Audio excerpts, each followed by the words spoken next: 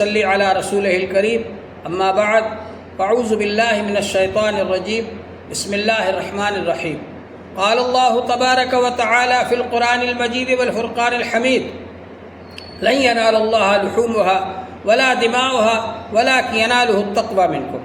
اللہ جل شانہ نے ارشاد فرمایا ہے کہ اللہ تعالیٰ کے پاس قربانیوں کا خون نہیں پہنچتا، اللہ تعالیٰ کے پاس قربانیوں کا گوشت نہیں پہنچتا، اللہ تعالیٰ کے پاس تمہارے دلوں کا تقوی پہنچتا ہے۔ جس جذبے کے ساتھ، جس اخلاص کے ساتھ، جس نیت کے ساتھ قربانی کرو گے، اللہ جل شانہ اتنا ہی زیادہ اجر و ثواب عطا فرمائیں گے۔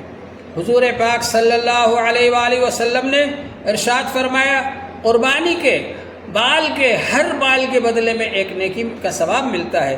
حضور پاک صلی اللہ علیہ وآلہ وسلم نے ارشاد فرمایا، قربانی کا خون زمین پر گرتا ہے، اللہ جل شانہ قربانی کرنے والے کے گناہوں کو معاف فرما دیتے ہیں۔ حضور پاک صلی اللہ علیہ وآلہ وسلم نے ارشاد فرمایا، قربانی کا خون زمین پر گرتے ہی اللہ جل شانہ کی بارگاہ میں قبول ہو جاتا ہے۔ فَطِيبُوا بِهَا نَفْسًا، تو خوش دلی کے ساتھ قربانی کرو۔ حضرت ابراہیم علیہ السلام کو اللہ جل شانہ نے ایک خواب دکھایا کہ وہ اپنے بیٹے کو ذبح کر رہے ہیں۔ ابراہیم علیہ السلام نے اپنے بیٹے سے پوچھا، یا بنیا انی ارا فی المنام انی اذبحک فانظر ماذا تری، اے بیٹے میں خواب میں دیکھ رہا ہوں کہ میں تجھ کو ذبح کر رہا ہوں، بتا تیری کیا رائے ہے۔ وہ بھی آخر حضرت ابراہیم علیہ السلام کے بیٹے تھے۔ انہوں نے کہا، یا ابت افعل ما تؤمر ستجدنی انشاءاللہ من الصابرین، اے ابا جان آپ کو جو حکم ملا ہے آپ اس کو کر گزریے، انشاءاللہ آپ مجھ کو صبر کرنے والوں میں سے پائیں گے۔ چنانچہ حضرت ابراہیم علیہ السلام اپنے بیٹے اسماعیل علیہ السلام کو لے کر منا پہنچے اور وہاں پر ان کو لٹا دیا اور ان کے گلے پر چھری چلا دی، اور اللہ تبارک و تعالیٰ نے یہ منظر ساری دنیا کو دکھا دیا۔ ساری دنیا میں کوہرام مچ گیا، زمین و آسمان میں کوہرام مچ گیا۔ سب لوگ یہ کہہ رہے ہیں، اللہ تعالیٰ یہ کیا ہو رہا ہے؟ اللہ تبارک و تعالیٰ نے حضرت جبرائیل علیہ السلام کو حکم فرمایا، جنت سے ایک دمبا لے کر کے جاؤ، اسماعیل کو علیحدہ کر دو اور ان کی جگہ پر دمبے کو رکھ دو۔ چنانچہ اللہ تبارک و تعالیٰ نے فرمایا، وَفَدَيْنَاهُ بِذِبْحٍ عَظِيمٍ، ہم نے ایک عظیم الشان ذبیحہ ان کے فدیے میں بھیج دیا۔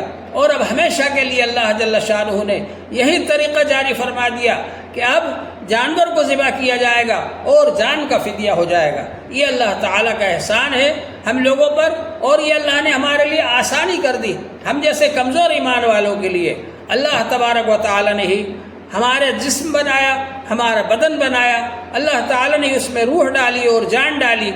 اللہ تعالیٰ ہی ہمارا خالق اور مالک ہے، اس لیے اللہ تعالیٰ کو ہی یہ حق حاصل ہے کہ اللہ تبارک و تعالیٰ ہم کو حکم دے کہ تم اپنی جان اور مال کو ہمارے لیے قربان کرو۔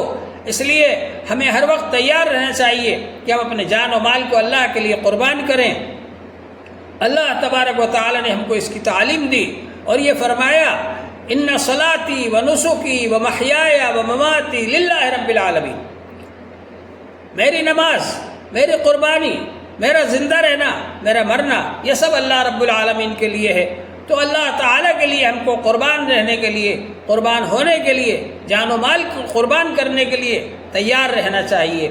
یہ قربانی ہم کو سبق دیتی ہے اس بات کا کہ ہم اپنے دین کی حفاظت کے لیے، اپنے ایمان کی حفاظت کے لیے، اپنے قرآن کی حفاظت کے لیے، اپنے اسلام کی حفاظت کے لیے بڑی سے بڑی قربانی دینے کو تیار رہیں۔ ہم قرآن کے اندر کوئی کمی نہ آنے دیں اور دین کے اندر کوئی کمی نہ آنے دیں، ایمان کے اندر کوئی کمی نہ آنے دیں، اور اپنے جان و مال کو قربان کر کے ایمان کی حفاظت کریں، دین کی حفاظت کریں، قرآن پاک کی حفاظت کریں، اسلام کی حفاظت کریں۔ یہ سبق دینے کے لیے ہر سال یہ عید قرباں آتی ہے۔ اللہ جل شانہ ہم سب کو اس کی توفیق عطا فرمائے، اور یہ عید قرباں آ کر یہ بھی ہم کو سبق دیتی ہے کہ ہم آ کر کے اپنے بہن بھائیوں کے ساتھ، اپنے رشتہ داروں کے ساتھ، اپنے دوست احباب کے ساتھ، اپنے ملنے والوں کے ساتھ اچھا برتاؤ کریں اور ان کے سب کے ساتھ مل جل کر کے رہیں، بھائی چارہ قائم کریں اور ان کی خدمت کریں۔